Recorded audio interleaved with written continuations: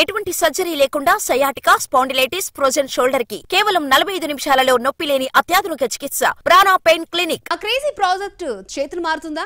Bollywood star hero నుండి Tollywood young hero చెంతకు చేరిందా? అకౌంట్లో భారీ హిట్ ఉన్నా ఆ దర్శకుడికి తిప్పలు తప్పట్లేదా? చివరకు తాననుకున్న స్టోరీకి సరైన హీరో దొరికినట్లేనా? హనుమాన్ బ్లాక్ బస్టర్ హిట్ తో టాక్ ఆఫ్ ది టౌన్ అయ్యాడు దర్శకుడు ప్రశాంత్ వర్మ. చిన్న సినిమాతో 300 కోట్లకు పైగా కలెక్షన్లను రాబట్టుకుని ఓవర్ నైట్ స్టార్ డైరెక్టర్ అయ్యాడు. బాలీవుడ్ నుండి మాలీవుడ్ వరకు అతడి పేరు మారుమోగిపోయింది. దీంతో అతడితో వర్క్ చేసేందుకు ఇంట్రెస్ట్ చూపిస్తున్నారు యంగ్ హీరోలు. ఇదే ఫేమ్ తో Prashanth Varma cinematic universe create చేసి అప్కమింగ్ ప్రాజెక్టుల విషయంలోనూ హడావుడి చేశాడు. బాలీవుడ్ నటుడు రణ్వీర్ సింగ్ తో కలిసి ఒక పాన్ ఇండియా ప్రాజెక్టు స్టార్ట్ చేశాడు ప్రశాంత్. కథా చర్చలు కూడా జరిగాయి. కానీ క్రియేటివ్ డిఫరెన్స్ వల్ల ఈ ప్రాజెక్టు ఆగిపోయింది. ఆ తర్వాత రిషబ్ శెట్టితో జై హనుమాన్ స్టార్ట్ చేశాడు. అలాగే తన సినిమాటిక్ యూనివర్స్ లో భాగంగా మహంకాళిని తెరకెక్కిస్తున్నాడు. ఈ సినిమాకు స్టోరీని అందిస్తున్నాడు ప్రశాంత్ వర్మ.